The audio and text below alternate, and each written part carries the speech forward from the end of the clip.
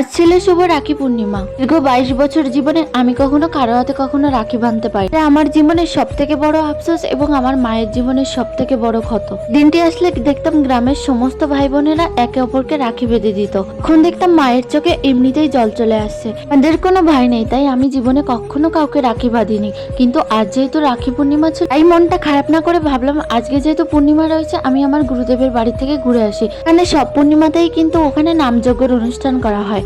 আজকেও আমরা তাড়াতাড়ি করে সকাল সকাল বেরিয়ে পড়ে এখানে টিকিট কাউন্টারে এসে টিকিটটা কেটে নিচ্ছিলাম।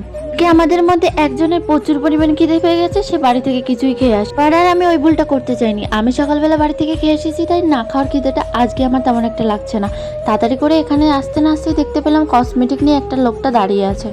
স্টেশনের মানুষগুলোর একটা ধরন আছে, যেখানে দেখবে লেডিস গিয়ে দাঁড়িয়ে আছে সেখানে সমস্ত কিছু নিয়ে দাঁড়াতে হবে এদেরকে। যখন উনি চলে গেল তখন আরেকটা লোক এসে গেল। এখানে দেখতে দেখতে দুটো তিনটে লোক এসে হাজির হয়ে গেছে। আমরা যতই বলতেছি নেব না, ততই এসে আমাদের সামনে ঘুরে ফিরে দাঁড়াইতেছে। আমাদের জীবনে যে ফোন কতটা পরিমাণ ভয়ঙ্কর হতে চলেছে, আজকের এই ঘটনাটা না শুনলে তোমরা কেউ বিশ্বাসই করতে পারবে না। এই যে মহিলাটাকে দেখতে পাচ্ছ, এই মহিলাটা ফোনে এতটাই ব্যস্ত ছিল যে তার বাচ্চাকে হাতটা ছেড়ে দিয়ে ট্রেনে উঠে গেছে। পরবর্তীতে গিয়ে দেখে তার বাচ্চাটাই তার সাথে নেই। পরবর্তীতে আমাদের নিউ ব্যারাকপুর স্টেশনের একটা লেডিস পুলিশে এসে সেই বাচ্চাটিকে তার কাছে রেখে দিয়েছিল। তারপরে এসে উনি কাঁদতে কাঁদতে এসে বাচ্চাটাকে নিয়ে গেছে। মানুষ প্রচুর পরিমাণ তাকে বকাও দিয়েছে। ফোনে নেশে এতটা মগ্ন হয়ে গেছে যে নিজের বাচ্চা নিজের কাছে আছে কিনা এটা পর্যন্ত তার ধ্যান নেই। আজকে আসার পথে প্রচুর পরিমাণে বৃষ্টি হচ্ছিল। বাড়ি থেকে যেহেতু টুকটাক খাবার খেয়ে আসা হয়েছে, তাই ওখানে বসে সবাই মিলে চিপস খেয়ে তাড়াতাড়ি করে চলে এসেছিলাম আমার বাবার আশ্রমে। এখানে দেখো গুরুদেবের আশ্রমে আজকে যারা এই যে সাদা ধুতি পড়েছে এরা সবাই মিলে দীক্ষা নিয়েছে।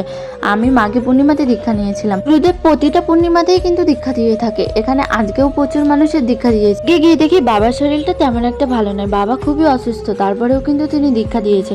তারপরে ওনার কাছে যেতে না যেতেই দেখতে পেলাম ওনার শরীরটা এতটাই খারাপ যে উনি শুয়ে আছে। বাবার মন্দিরের এখানে দেখো কত সুন্দর করে একটা তুলসী পিঁড়ির মন্দিরও করে রেখে দিয়েছে।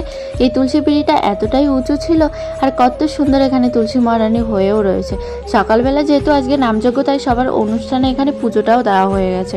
এই থাকলে সারাদিনে অতটা আনন্দ পাওয়া যায় না যতটা আমরা মন্দিরে গেলে পাই। সমস্ত তীর্থস্থানে এই জন্য আজও এতটা আনন্দ।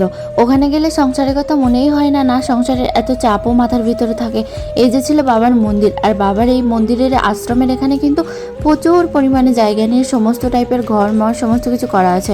আর আজ যেহেতু দীক্ষা দিয়েছে, তাই আজ তেমনি পূর্ণিমা ছিল, সেজন্য এখানে সমস্ত কিছু উঠেছিল। তুলসী মালা থেকে শুরু করে আর রাখি ছিল বলে এখানে আজকে রাখি পূর্ণিমাতে রাখিও উঠেছিল।